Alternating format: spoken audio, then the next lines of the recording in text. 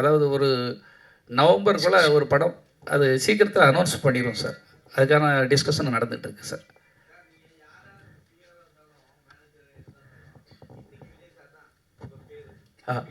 Vijay sir தான். ஆமாம், மாநாடு சமீபத்தில் நடந்து முடிஞ்சிருக்கு. ஆமாம். ஸோ கலப்பை ஏற்கனவே தேர்தலில் நின்றுச்சு. ஆமாம், ஆட்சியில் பங்கு வர சொல்லியிருக்காரு. கலப்பை கேட்குமா? அதான் நான் சொல்கிறேன்ல சார், இன்றைக்கி சூழ்ச்சியும் துரோகங்களும் கலியுகத்தில் சூழ்ச்சியும் துரோகம் தான் அதிகமாக இருக்கும் சார். அதாவது ஒரு ஒரு ஊசிக்குள்ளே கிருஷ்ணர்கிட்ட வேலை பார்த்தவர் கடைசியில் இறக்குற தடவையில், கிருஷ்ணர் இருக்கிற தடவையில் அவர் கூட இருந்த மெய்காப்பாளன் கேட்டிருக்கான், உனக்கு என்ன வேணும்னு கேட்டிருக்காரு கிருஷ்ணர். ஒரு பாயிண்ட்டு தான், என்ன வேணும்னு கேட்டிருக்கான உடனே எனக்கு எதுவும் வேண்டாம், கலியுகம் எப்படி இருக்கான்னு கேட்டிருக்காரு. அதுக்கு அவர் ஒரு பாயிண்ட் மட்டும் சொல்லியிருக்காரு, ஊசிக்குள்ளே யானை போயிடும் ஆனால் நூல் போகாது அப்படின்னு சொல்லியிருக்காரு.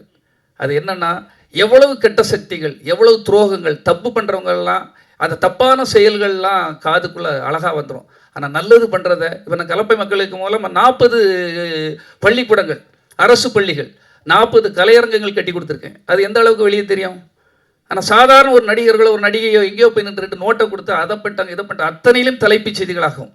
அவர் சொன்னது எவ்வளவு புரியுதுங்கிறவங்களுக்கு தெரியும். இன்றைக்கி நல்லவங்க வல்லவர்கள் ஏதாவது செய்யலான்னா அதுக்கு பேக்ரவுண்டு தேவை இருக்குது, கட்சிகள்னு தேவை இருக்குது, பெரிய கோரி முதலாளிகள் 100 கோடி 1000 கோடி வச்சுருக்கவங்க, நடிகர்கள், அடுக்குமொழி பேசுகிறவங்க, இப்படி பல தேவைப்படுது. என்ன மாதிரி கலப்பை மக்களுக்கு எப்படி சார் சேர்ப்பாங்க? செல்வகுமார் சார், செல்வகுமார் சார், விஜய் சாரோடைய ஆரம்ப கால வளர்ச்சிக்கு நீங்கள் தான் கூட இருந்தீங்க. ஆமாம், அவரோட ரசிகர் மன்றத்தை நீங்கள் அவ்வளோ கஷ்டப்பட்டு வளர்த்தீங்க. நீங்களும் சரி அவங்க அப்பாவும் சரி. இன்னைக்கு அவ்வளோ பெரிய அரசியல் கட்சி பண்ணும்போது நீங்களும் கூட இல்லை, அவங்க அப்பாவும் அந்த அரசியல் கட்சியில் இல்லை. உங்கள் 2 பேரையும் பிரித்தது யார், என்ன காரணம்? அதான் ரொம்ப நாளமாக இன்டெரக்டாக தான் சொல்லிட்டு இருக்கேன். கொஞ்சம் டைரெக்டாக சொல்லுங்களேன். சதிகள் தான் வெற்றி பெறும். அதான் பல இடங்களில் சதிகள் வெற்றி பெறும் சார், சூழ்ச்சிகள் வெற்றி பெறும். இப்போ அவங்க அப்பா அவருக்கு யார் இருக்கா சொல்லுங்கள்? சந்திரசேகருக்கு யார் இருக்கா? அவர் பையனை தவிர இன்னொரு பொண்ணு இருந்தால் கூட பரவாயில்ல, ஏதோ அவங்க கொடுத்தா அந்த பிரிவினைகள் வரக்கு வாய்ப்புகள் இருக்குது, ராமதாஸ் ஃபேமிலியில் நடக்கிற மாதிரி. சந்திரசேகருக்கு என்ன பிரச்சனை? யாருமே இல்லை அவரை தவிர. ஆனால் அவர் இன்னைக்கு நெருங்க முடியாமல் இருக்குன்னா எப்படி ஒரு வளையம் அமைக்கப்பட்டிருக்கிறதுங்கிறது பத்திரிகையாளர் உங்களால் யூகிக்க முடியாதா?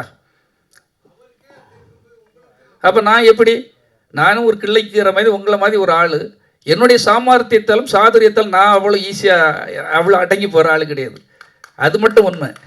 நீங்கள் பாருங்கள், மிகப்பெரிய சக்திகள் செய்யாததெல்லாம் என்னுடைய காலத்துக்கு பிறகு அது பேசப்படும். அத்தனை கல்வெட்டுகள் அங்கே இருக்கிறது. அதுக்காக தான் நான் உயிரை கொடுத்து போராடிக்கிட்டு இருக்கேன்.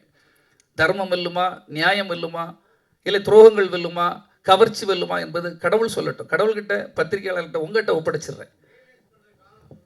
என்ன சார் இந்த சூழ்ச்சிகள் இருக்குல்ல சார் உங்களுக்கு அப்படி இருக்குது, இப்படி இருக்கா, அது அப்படி அப்படின்னு இப்படி ஒரு இதெல்லாம் இருக்கும்போது அது வருங்கிறத நம்ம எப்படி சொல்கிறது? காலங்கள்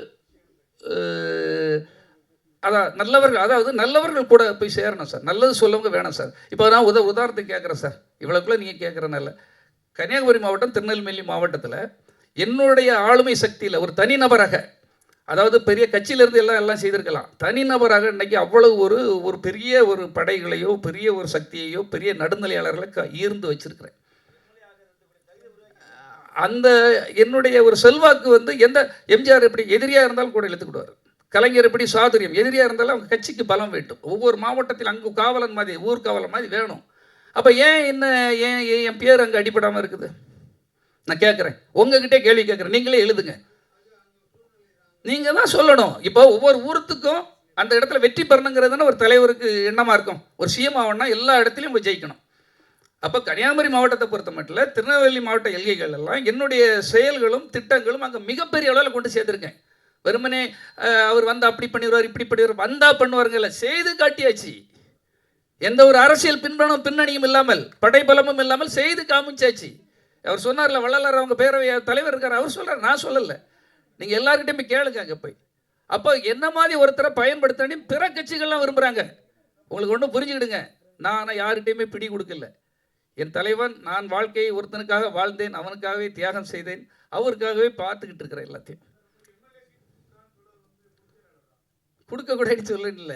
ஏன் இப்போ எல்லாத்தையும் தேடி போகிறீங்க இல்லையா? நான் இப்போ கேட்குறேன் சார், தமிழா பாண்டியன் எழுதுறாரு, பத்திரிகையில் பேசுகிறாரு.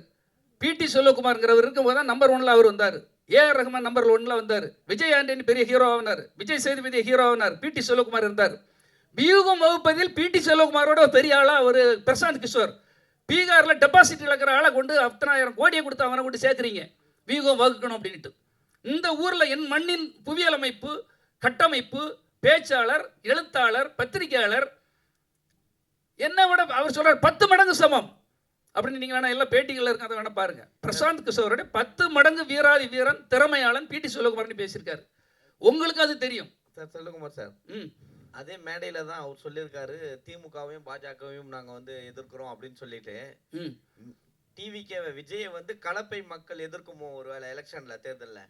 இல்லைங்க, எதிர்க்கணிலாம் சொல்லலை சார். என்ன சார், எனக்கும் ஒரு தன்மானம் இருக்கலாம் சார். உங்களை சேர்க்கவே இல்லைன்ட்டாங்க, அப்போ ஆப்போசிட் தானே ஆகுவீங்க.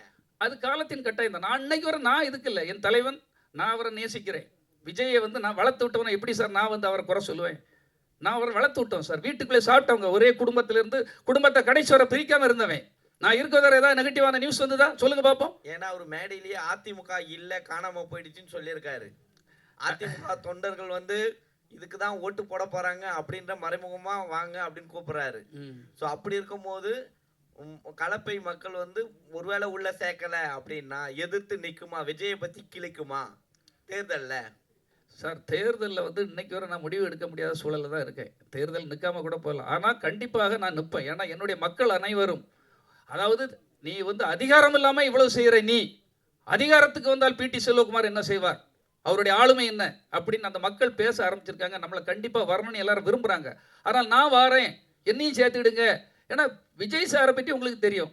அவருடைய வளர்ச்சிக்கும் அவருடைய அந்த ஏற்றத்துக்கு நான் ஒரு காரணமாக இருந்தது. என்னுடைய முதல் தளபதி அவர் தானே சொல்லி சந்திரசேகரும் பேசியிருக்காங்க, விஜயும் பேசியிருக்காங்க. எல்லா மேடைகளும் உங்களுக்கு தெரியும். 9 ஒரு மேடையில் முதல் எல்லா மேடைகளிலும் பேசியிருக்காங்க. அப்போ அந்த முதன்மை தளபதி ஏன் வீழ்த்தப்படுகிறான்? சரி, இன்னைக்கு வர நான் என்ன அப்படி தப்பு பண்ணிட்டேன்? பத்திரிகையாளர் உங்களுக்கு எல்லாருக்கும் தெரியும். எங்கேயா நான் அவ்வளோ பெரிய ஒரு ரவுடியா, இல்லை தவறானவனா, இல்லை ஏதாவது தப்பு பண்ணுறவனா தெரியாது இல்லையா? சரி, நான் தப்பே பண்ணியிருக்கட்டும் சார், என்ன மன்னிக்க கூடாதா? அப்படி என்ன தப்பு பண்ணிடுவேன்? ஒரு படம் ஃபெயிலியர் ஆகி போச்சு சார். சரி, என்ன ஏன் மன்னித்து ஏன் உள்ள எடுக்கக்கூடாது? எம்ஜிஆர் எத்தனை வரை மன்னிச்சிருக்காரு, ஜெயலலிதா அம்மா எத்தனை வரை மன்னிச்சிருக்கிறாரு, கலைஞர் எத்தனை வரை மன்னிச்சிருக்கிறாரு. என்ன ஏன் மன்னிச்சு எடுக்கக்கூடாது? கடைசி வரை அதை எதிர்பார்த்துட்டு இருக்காங்க. நான் என்ன தப்பு பண்ணேன்னு எனக்கே தெரியல. அப்படியே தவறு பண்ணியிருந்தால் கூட நான் மன்னிப்பு கேட்க தயாராக இருக்கிறேன். ஏன் நீங்கள் எனக்கு மன்னிப்பு தரக்கூடாது? என்ன மாதிரி ஒரு வீரனை இழக்க ஏன் நீங்கள் விரும்புகிறீர்கள்? நான் எதிர்கூடாரத்தில் போய் அங்கே பணியாற்ற எனக்கு பிடிக்கல. என்னை கூப்பிட்டுட்டு தான் இருக்காங்க. 3 கட்சியிலுமே என்னை கூப்பிடுறாங்க. அதுதான் உண்மை. கன்னியாகுமரி மாவட்டத்தில் தொகுதி அதை உளவுத்துறை ரிப்போர்ட் என்ன சொல்லியிருக்குன்னா, ஒரு பத்திரிகையிலையும் எழுதியாச்சு, கலப்பை மக்கள் இயக்கம் பிடி செல்வகுமாருடைய ஆதரவு இல்லாமல் எந்த கட்சியும் அங்கு வின் பண்ண முடியாதுன்னுட்டு புள்ளி உரத்தோட போட்டு விட்டாச்சு. சரி, ஏன் என்ன எடுக்க உங்களுக்கு என்ன தயக்கம்? யார் தடுக்கிறாத? எதிரியா இருந்தா கூட ஒரு செந்தில் பாலாஜி ஏன் அதிமுக இருக்கவர் டிஎம்கேல எடுக்கிறாங்க, டிஎம்கேல இருக்கிறவர் ஏன் ஏடிஎம்கேல எடுக்கிறாங்க, ஏடிஎம்கேல இருக்கிறவங்க ஏன் பிஜேபியில் எடுக்கிறாங்க? திறமையாளர்களோ யாரோ ஒருத்தன் அந்த தொகுதியில் வில்லனா இருக்கவன், சாமர்த்தியம் உள்ளவனை எடுக்கிறது தான் சாதுரியம். ஏன் என்ன எடுக்க உங்களுக்கு தயக்கம் சார்? இப்போ என்ன சார், இப்போ எப்பவுமே நீங்கள் வந்து இப்போ ரொம்ப காலத்துக்கு முன்னாடியிலேருந்து விஜய் ரசிகர் மன்றத்தை வந்து கட்டுக்கோப்பாக வச்சுருந்தீங்க, நீங்களும் உங்கள் அப்பாவும் சேர்ந்து. இப்போ வந்து அந்த கட்டுக்கோப்பு இருக்கா? இப்போ வந்து நீங்களே பார்ப்பீங்க சோசியல் மீடியாவில் எல்லாரும் சொல்கிற விஷயம் தான், அவங்க ஒரு கட்டுக்கோப்பை கிடையாது. எது சொன்னாலும் மீறி அந்த ரேம்ப் வாக்கில் ஏறுவாங்க. என்ன பெண்களை வந்து மாநாட்டை கூட்டின்னு வரக்கூடாது சொன்னால் கூட கூட்டின்னு வராங்க, குழந்தைங்களும் கூட்டின்னு வராங்க. அதெல்லாம் எப்படி பார்க்குறீங்க சார்? நான் தான் சொல்கிறேன் தலைவனோட சார். இது நீங்கள் தம்பி, நம்ம வந்து என்னுடைய பார்வை வேற, உங்கள் பார்வை வேற, அவர் பார்வை வேற. என்னுடைய பார்வையாக இருந்திருந்தா நான் ஒழுக்கத்தோடு ஒரு உதாரணத்துக்கு சொல்கிறேன் தம்பி, ஒரு நிமிஷத்தை கேளுங்க. விஜய் அவங்க தந்தையார் ரொம்ப சிக்கனமானவர், உங்களுக்கு தெரியும். அப்போ வந்து விஜய் வந்து ஏதாவது நாங்கள் அப்போவே ஒரு இயக்கம் தொடங்கலான்னு, கலப்பை மக்கள் விஜய் மக்கள் இயக்கம் தொடங்கலான்னு சொன்ன உடனே மாநாடு போடணுங்க. மாநாடு போடுறதுக்கு பட்ஜெட் இல்லை. நேரு ஆஸ்கர் ரவி வந்து ஆடியோ ரிலீஸ் பண்ணனார். அப்போ பாருங்கள் என்ன சாதுரியம் என்று பாருங்கள். ஆடியோ ரிலீஸ் பண்ணோன்னா எவ்வளோ சார் பட்ஜெட்டுன்னு? 1.5 லட்சம் அப்படின்னாரு. சார் ஒரு 3 லட்ச ரூபா தர முடியுமா அப்படின்னு. என்ன எதுக்கு அப்படின்னாரு. நான் ஒரு திறந்த வெளியில் கிட்டத்தட்ட ஒரு 2-3 லட்சம் பேரை கூட்டுறேன், ரசிகர்கள் பப்ளிக்கை கூட்டுறேன். ஒரு மாநாடு மாதிரி ஆக்கி அங்கே ரிலீஸ் பண்ணுவோம் ஆடியோவை. வேலாயுதம் படம் அப்படி தான் ரிலீஸ் பண்ணேன். ஒரு மாநாடு நடக்கிறது, 5 பைசா ஒரு ஹீரோவுக்கு செலவு கிடையாது. ஒரு இடத்த கிரவுண்டை ஃப்ரீயாக வாங்குற சிஎஸ்சி கிரவுண்டு, அப்படியே அந்த லெட்டர் எடுத்துகிட்டு போய் அப்படியே கமிஷனர்கிட்ட போய் பெர்மிஷன் வாங்குறேன், எல்லாம் செக்யூரிட்டியும் கரெக்ட் பண்ணுறேன். ஒரு ஆளு கிடையாது என் கூட. அந்த நான் எதுக்கு சொல்றேன்னா, நான் என்ன செய்தேங்கிறத சொல்றேன் தம்பி. இது வந்து ஒரு இப்படி அவருக்கு சாதுரியமாக வேலை பார்ப்பதற்கு தெரியணும்ல. எல்லாமே கொஞ்சம் கொஞ்சமா உங்களுக்கு தெரியணும். நான் என்ன செய்திருக்கேங்கிறது உங்களுக்கு தெரியணும் சார். கட்டுக்கோப்பா இருக்காங்க இல்லைங்கிறத நான் சொன்னாம எனக்கு திரும்ப அவருக்கு எனக்கு இந்த பிரச்சனையை உருவாக்க நீங்க பிளான் பண்றீங்க சார். சார் இங்க சார் திரும்ப இப்ப சார் பெரும்பாலும் மக்கள் நாம பத்திரிகையாளர் இல்ல பிடி செல்வகுமார் சார், பெரும்பாலும் மக்கள் நல பணிகள்லாம் பார்த்தீங்கன்னா ஒரு இயக்கம் ஆரம்பிக்கப்படும், ஒரு அமைப்பு ஆரம்பிக்கப்படும், ஒரு கட்டத்தில் பார்த்தீங்கன்னா ஆட்சி கைப்பற்றணும், அதிகாரத்தை கைப்பற்றணும் அப்படின்னு அரசியல் கட்சியாக மாறும். ஸோ இந்த கலப்பை இயக்கம் ஒரு கட்டத்தில் அரசியல் கட்சியாக மாறுமா? கண்டிப்பாக அரசியல் இயக்கமாக மாறும். அதுக்குள்ள எல்லா இதுவும் என்கிட்ட இருக்குது. துணிச்சல் இருக்கு. நான் சொல்றேன் இல்லையா, வீழ்ந்து போவேன்னு சொல்ல அந்த பீனிக்ஸ் பறவை வந்து உங்களுக்கு உதாரணமாக சொன்னேன். பத்திரிகையாளர்கள் யாரும் அவ்வளோ ஈஸியாக எல்லாருக்குள்ளேயும் உங்களுக்குள்ள திறமை உண்டு. நான் ஒரு பத்திரிகையாளன், எப்படி என்ன வீழ்த்த முடியும்? தனிநபராக தானே போராடிட்டு இருக்கேன். இப்போ யாருடைய பேக்ரவுண்டில் நான் பண்ணிட்டு இருக்கிறேன் சொல்லுங்க பார்ப்போம். தனிநபர், இது தனிநபரின் படை. என்கிட்ட வேணா கொஞ்சம் படையாக இருக்கலாம், ஆனால் நிச்சயமாக அது வந்து மிகப்பெரிய அளவில் நீங்களே பேசுகிற அளவு உங்கள் கை அப்படி எழுதுக்கு வரும். இப்படி ஒருத்தர் இருந்திருக்காங்கிற வரலாறு என்னன்னா தெரிஞ்சே சிலவங்க தப்பு பண்ணுவாங்க. இவரை இப்படி நம்ம போயிட்டா அவங்களுக்கு அவங்க இது போயிடும். ஒன்று அதான். இப்போ நம்மளை மாதிரி ஒரு சிந்திக்க தெரிஞ்சவன், நல்லா பேச தெரிஞ்சவன், உண்மையை சொல்ல தெரிஞ்சவன், கட்டுக்கோப்பா கட்டமைப்பை உருவாக்க தெரிஞ்சவன். கட்டமைப்பை நம்ம தானே உருவாக்கணும். இப்போ இந்த 4-5 வருடமா என்ன அவர் மேலே போயிட்டாரு. அதை அறுவடை செய்வதற்காக வரப்பட்டவர்கள். பறவைகள் அங்கே தண்ணீரோ அங்கே எல்லாம் வற்றி போயிட்டா அற்ற நீர் பறவை போல் அவ்வளவு பறந்து போயிடும். நாங்கள்லாம் எல்லா கஷ்டத்திலையும் நின்றவங்க. எத்தனை பிரச்சனைகள் இருந்தாலும் காவலன் படத்தில் 1000 பிரச்சனைகள், ஆளுங்கட்சினால அத்தனை பிரச்சனைகள். ஒரே ஒரு ஆளை என்ன மட்டும் தான் விடுவாங்க. முன்னில் நில்லு, கர்ணன் மாதிரி நில்லுன்னு என்ன தான் விடுவாங்க. நான் தான் நிற்பேன். அது படம் ரிலீஸாக இருந்தாலும் சரி, படத்துக்கு பிரச்சனையாக இருந்தாலும் சரி, ஒரு தோல்வி படத்துக்கு பிறகு ஒரு டிஸ்ட்ரிபியூட்டர்கிட்ட பேசதான் இருந்தாலும் சரி, எதுவாக இருந்தாலும் அங்கே நின்றவன் பிடி செல்வகுமார் தான். இப்போ நம்ம வந்து கண்டிப்பாக அவர் ஒரு காலகட்டத்தில், எந்த காலகட்டத்திலேயாவது ஒரு காலகட்டத்தில் எல்லாரும் தேவை தானே. நம்ம ஒன்றும் தேவதூதர்கள், நம்ம எல்லாம் உச்சத்திலிருந்து கீழே குதித்தவர்கள் அல்ல.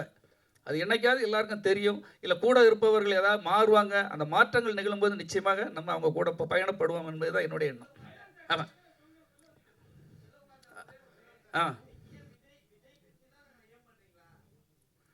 சார் நான் பலா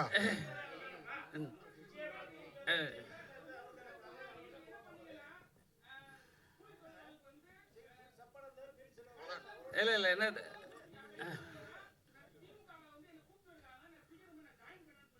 சார் அடுத்த ஷோக்கு டைம் ஆச்சு சார். சரி, ஃபைனலாக ஒன்று சொல்லிடுறேன். ஃபைனலுக்கு கேட்டிருக்கேன். அதாவது எந்த காலமும் இதே போல் இருக்காது. இன்னைக்கு நிரந்தர எதிரிகளும் கிடையாது, நிரந்தர நண்பர்களும் கிடையாது, துரோகமும் கிடையாது, நட்பும் கிடையாது. என்னைக்காவது ஒரு நாள் நல்லது நடக்கும். நம்ம அந்த சேவை செய்கிறோம். அப்படி இல்லை என்றால் கூட காலம் தீர்மானித்தால் தனித்து நின்று கூட கண்டிப்பாக நான் ஜெயிப்பேன். அந்த நம்பிக்கை எனக்கு இருக்கிறது. எது வேணாலும் செய்வேன். பைலான் சார் ஏதோ பேசணுங்கிறாங்க, பேசுவாங்க. அதாவது இங்கே இருக்கவங்களே செல்வகுமாரோட அதிகமாக தொடர்பு வச்சுருந்தவன் நான் தான். அதை யாரும் மறுக்க முடியாது. யாராவது எனக்கு சீனியர் இருக்காங்களா? அவரை பற்றி அணுவாக தெரிஞ்சவர் நான். அவர் வந்து எந்த பிரச்சனையை தொட்டாலும், எந்த தொழிலை தொட்டாலும் அது மேன்மையை அடையக்கூடியவர். சோசிய பற்றி நடத்தி தமிழ்நாட்டிலே லாபம் சம்பாதிச்சார் அவர் தான். இல்லைன்னு யாருக்காவது உங்களுக்கு தெரியுமா? அந்த மாதிரி நான் இப்போ உங்களுக்கு கேள்வி கேட்குறது என்னென்னா, நீங்கள் பத்திரிகையாளர், பத்திரிகை உரிமையாளர், நிருபர், PRO, production manager, production executive, தயாரிப்பாளர், இவ்வளவு பன்முகங்கள் கொண்ட உங்களுக்கு பிடிச்ச தொழில் எது? மனநிறைவை தந்த தொழில் எது? அம்மா உங்ககிட்ட தான் கேட்குறேன். கடைசியில் நான் அவங்ககிட்ட கேட்குறேன். இல்லை, எனக்கு பிடித்த தொழில் இப்பவும் சொல்கிறேன் சார். திரும்பவும் பத்திரிகை நிருபராக வந்து கேள்வி கேட்டு எனக்கு எழுத்து தான் ஆசை. ஆனால் சூழல் வந்து என்னை வந்து ப்ரொடியூசர் ஆகிட்டு டைரக்டர் ஆகிடுச்சு. இன்றைக்கி கலப்பை மக்கள் இயக்கம் மூலமாக எனக்கு சர்வீஸ் இயக்கம் வந்துடுச்சு. இயக்கம் மூலமாக நிறைய தொண்டாட்டிட்டு இருக்கேன். இது நல்ல மன திருப்தி இருக்குது. மீண்டும் எனக்கு பத்திரிகையாளராக வரணும்னு எனக்கு ஆசை இருக்கிறது. அதான் உண்மை. நன்றி. நன்றி நன்றி சார்.